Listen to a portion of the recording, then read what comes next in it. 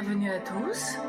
Magistère sur Saint Joseph, une brève lecture quotidienne avec le pape Jean-Paul II sur Saint Joseph, présenté par le Centre Notre-Dame de Lourdes à Perpignan à l'occasion de cette année jubilaire.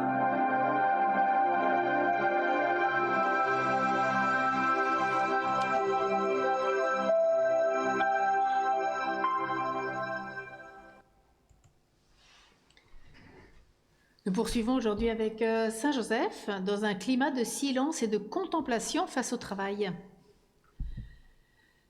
Le climat de silence qui accompagne tout ce qui se réfère à la figure de Joseph s'étend aussi à son travail de charpentier dans la maison de Nazareth. Toutefois, c'est un silence qui révèle d'une manière spéciale le profil intérieur de cette figure.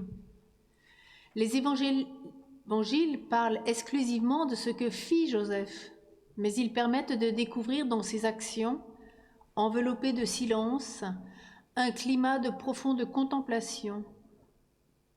Joseph était quotidiennement en contact avec le mystère caché depuis les siècles, qui établit sa demeure sous son toit. Cela explique par exemple pourquoi Sainte Thérèse de Jésus, la grande réformatrice du Carmel, contemplative, se fit la promotrice du renouveau du culte rendu à Saint Joseph dans la chrétienté occidentale.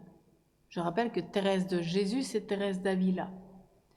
Le sacrifice absolu que Joseph fit de toute son existence aux exigences de la vie du Messie dans sa maison trouve son juste motif dans son insondable vie intérieure, d'où lui viennent des ordres et des réconforts tout à fait particuliers et d'où découle pour lui la logique et la force, propres aux âmes simples et transparentes. Des grandes décisions, comme celle de mettre aussitôt à la disposition des desseins divins sa liberté, sa vocation humaine légitime, son bonheur conjugal, acceptant la condition, la responsabilité et le poids de la famille, et renonçant au profit d'un amour virginal incomparable, à l'amour conjugal naturel qui la constitue et l'alimente. Cette soumission à Dieu, qui est promptitude de la volonté à se consacrer à tout ce qui concerne son service, n'est autre que l'exercice de la dévotion qui constitue une des expressions de la vertu de religion. C'est pourquoi dans ce deuxième point, Saint Joseph était en contact constant avec Dieu. La communion de vie entre Joseph et Jésus nous amène à considérer encore le mystère de l'incarnation, précisément sous l'aspect de l'humanité du Christ, instrument efficace de la divinité pour la sanctification des hommes. En vertu de la divinité, les actions humaines du Christ ont été salutaires pour nous, produisant en nous la grâce tant en raison du mérite que par une certaine efficacité. Parmi ces actions, les évangélistes privilégient celles qui concernent le mystère pascal, mais ils n'omettent pas de souligner l'importance du contact physique avec Jésus à propos des guérisons et l'influence qu'il exerce sur Saint Jean-Baptiste lorsqu'il était l'un et l'autre dans le sein de leur mère.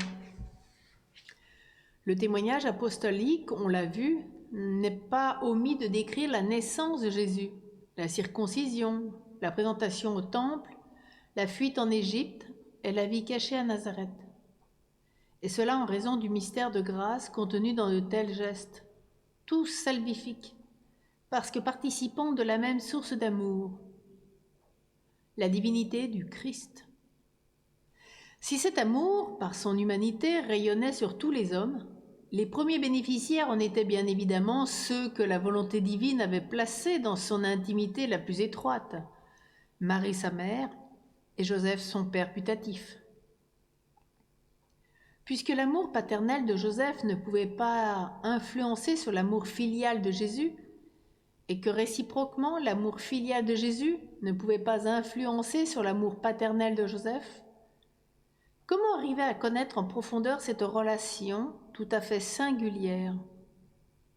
Les âmes les plus sensibles aux impulsions de l'amour divin voient à juste titre en Joseph un exemple lumineux de vie intérieure. En outre, L'apparente tension entre la vie active et la vie contemplative est dépassée en lui de manière idéale, comme cela peut se faire en celui qui possède la perfection de la charité. Selon la distinction bien connue entre l'amour de la vérité et l'exigence de l'amour, nous pouvons dire que Joseph a expérimenté aussi bien l'amour de la vérité, c'est-à-dire le pur amour de contemplation de la vérité divine qui rayonnait de l'humanité du Christ, que l'exigence de l'amour, c'est-à-dire l'amour, pour lui aussi, du service, requis par la protection et le développement de cette même humanité. Alors à présent, il nous faut découvrir Marie, travaillant au foyer de Joseph.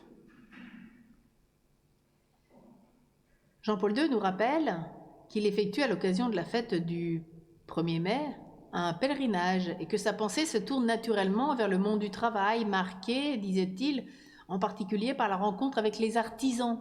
C'était en 1995. Comment ne pas penser alors à la maison de Nazareth où Joseph et Marie s'aidaient mutuellement à maintenir leur famille et à prendre soin de l'enfant Jésus. En tant que menuisier, Joseph était un artisan au vrai sens du terme. Marie, qui s'occupait des tâches domestiques, pourrait être considérée aujourd'hui comme une femme au foyer et en tant que telle, modèle de toutes ces femmes qui sont de véritables artisans de la maison.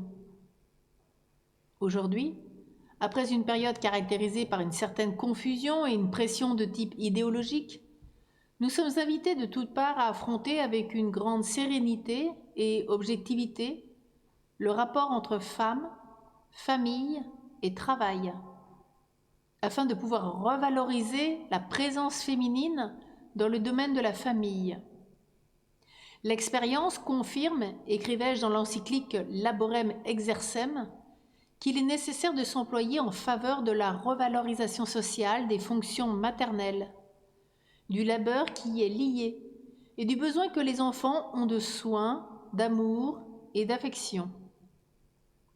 À cet égard aussi, la famille de Nazareth offre un exemple significatif.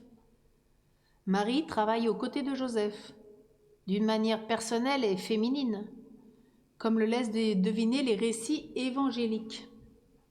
Leur harmonie est sans aucun doute encore plus favorisée par le travail artisanal du mari. En effet, Joseph peut travailler près de sa famille et initier le petit Jésus à son métier de charpentier. C'est à Marie que nous désirons adresser maintenant notre prière en lui confiant les espérances, les préoccupations de chaque famille, particulièrement de celles touchées par les difficultés liées au travail. Et aujourd'hui, combien elles sont nombreuses. C'est pourquoi je vous invite avec le pape Jean-Paul II à revivre cette prière tous ensemble. Ô Marie, mère de Jésus et épouse de Joseph l'artisan, dans ton cœur sont recueillies les joies et les fatigues de la Sainte Famille. Tu offrais également les moments de douleur à Dieu, ayant toujours confiance en sa providence.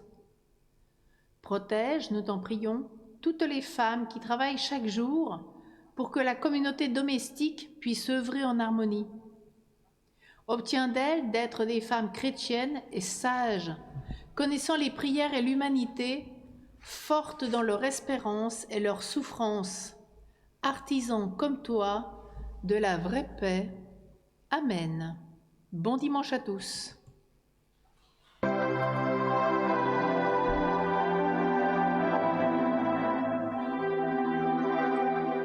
Merci à tous de nous avoir suivis. C'est avec joie que nous nous retrouverons tout au long de ce mois. Nous vous souhaitons une très belle journée avec Saint Joseph.